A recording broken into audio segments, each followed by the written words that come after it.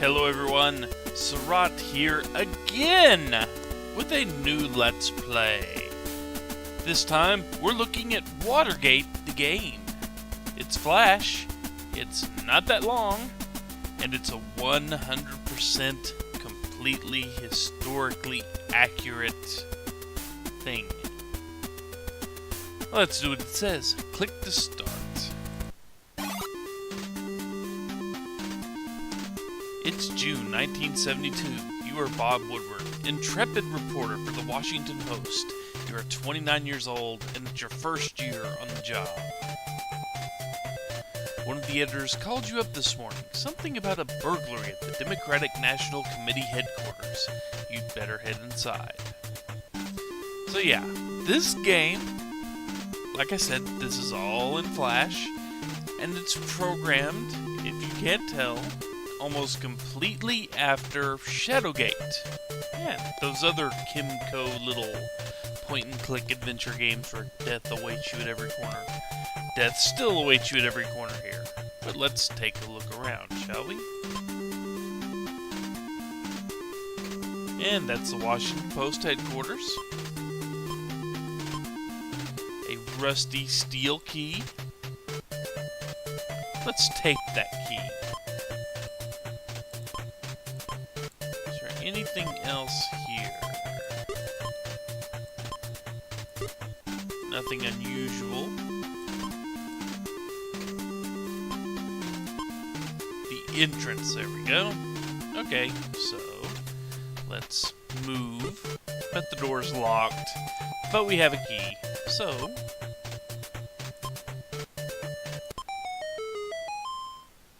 and we get the Zelda theme. So yeah, this was how we started our first day. We had to unlock the door.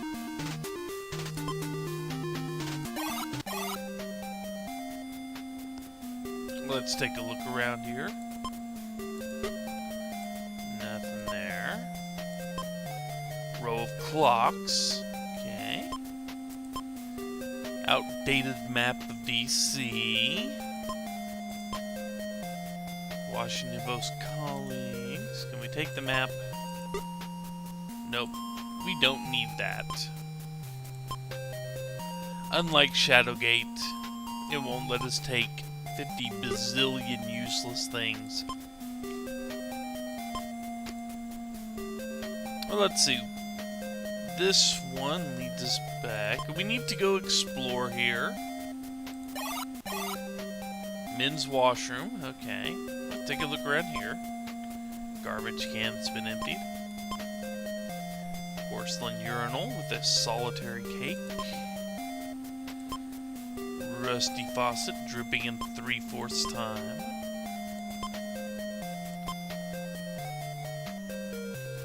Must wash your hands after using the bathroom. So let's use the bathroom. Pew, pew, pew, indeed. Powdered soap. Okay, well, we went to the bathroom. We have cleansed our bladder. Yep, yes I can. Here's our desk. Our trusty typewriter. Stack of the papers.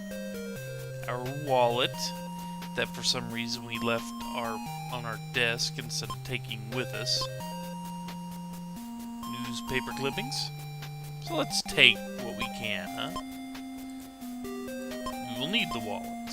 We also need the ID badge. Let's see if it'll let us use the phone. Okay. To use the phone, we must speak. Let's see, speak wallet. Wasting time. Badge. Nope. Cannot do anything.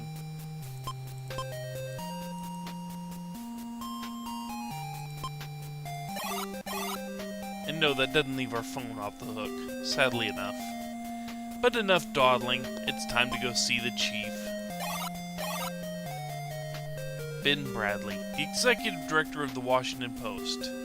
Woodward, glad you could make it. Sorry I'm late, you say? What's going on? 5 men were arrested for breaking into the DNC headquarters at the Watergate complex, Bradley says. They were carrying tear gas, guns, and bugging devices. Where are they now? Superior Courthouse. Look, I know you're only 9 months on the job, but do you think you can handle this story? Do we accept the assignment? Nah. Sounds like a lot of work.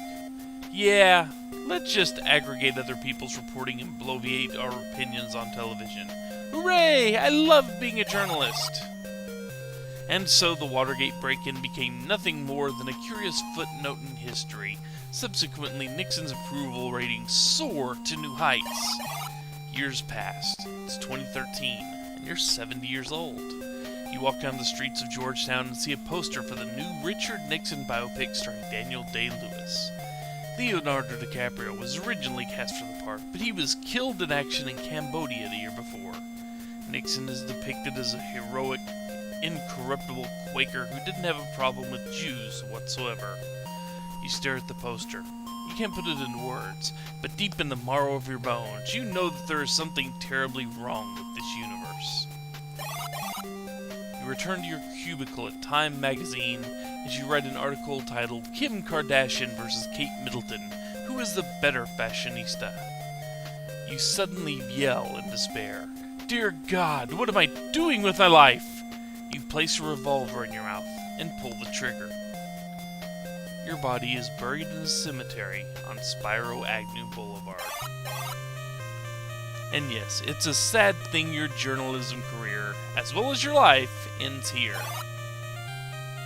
So every time you mess up and die, it lets you continue basically from right before you horribly maul things up.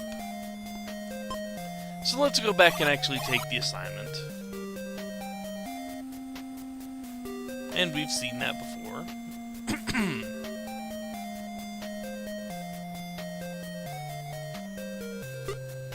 And yeah, we have to accept it. It's dangerous to go alone, Bradley says. Take this.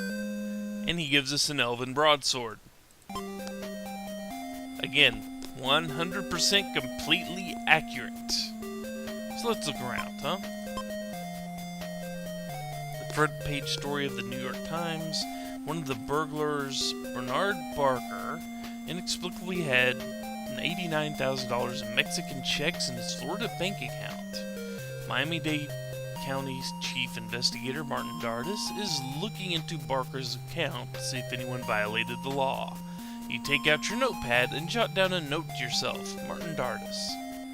Note Dardis now appears there, and if we need to talk to anybody about anything, there you go. We select speak and that, like we would into the phone if we wanted to talk to Dardis about anything. But let's keep looking around. Then Senator JFK, nothing unusual there. Books and wire service printouts gathered across the surface. So, should we test the sword? I think we should test the sword. Oh. That it's a bad idea, huh? Possessed by the blade's ancient power, you wildly swing the sword until you are apprehended by the police. Amen, you cry, apropos of nothing. You're soon sent to prison. You are immediately sodomized to death. And once again, yes, we have screwed up and died. Yes, we want to continue. So yeah, that doesn't work too well. But let's just test the broadsword, right? And, oh no, wait, that didn't work either. Yeah, clutching the sword with both hands, you plunge the blade deep into your belly and disembowel yourself. Seppuku will not help you in your quest. And it ends there. And just for future note, you get that handcuff scene anytime you swing that sword at anyone that it doesn't help you to swing it at. One of your co-workers greets you as you return to the newsroom. I'm Colonel Bernstein, he says. I've been assigned to help you with our Watergate story. He lights a cigarette with another cigarette. Our partnership will be rocky at first, but we'll eventually become inseparable friends. Nice to meet you, you say? Fuck you, says Bernstein. And he has joined our party. Ah, he also has quite the colorful vocabulary. So now, we have a name we can follow up with at the phone. So let's go do that. Oh, let's see. Use phone.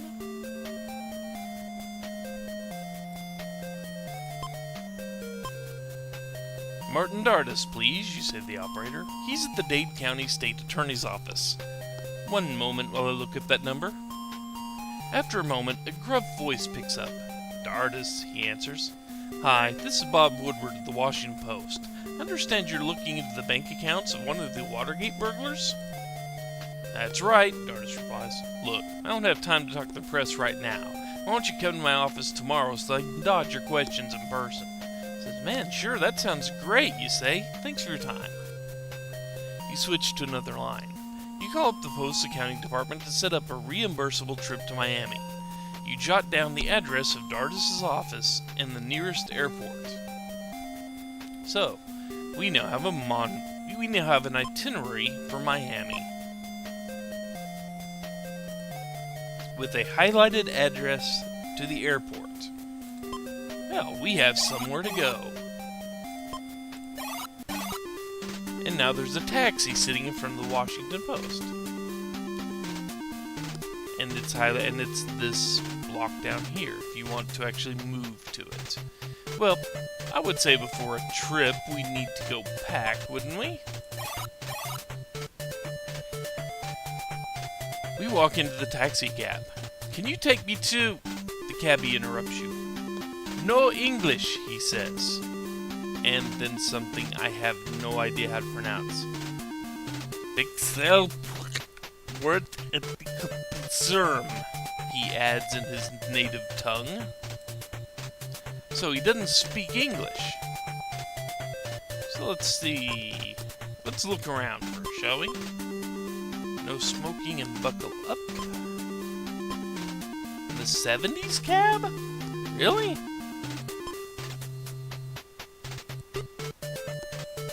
Nothing unusual?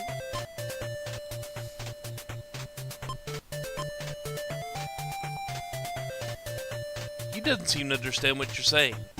For the last time, he doesn't speak English, Bernstein says. Do you have anything with the address written on it? So yeah, the game tells you pretty much exactly how you're going to have to handle this. So let's see if we can go home. We got a wallet with our home address on it. We've got a badge with the office address on it.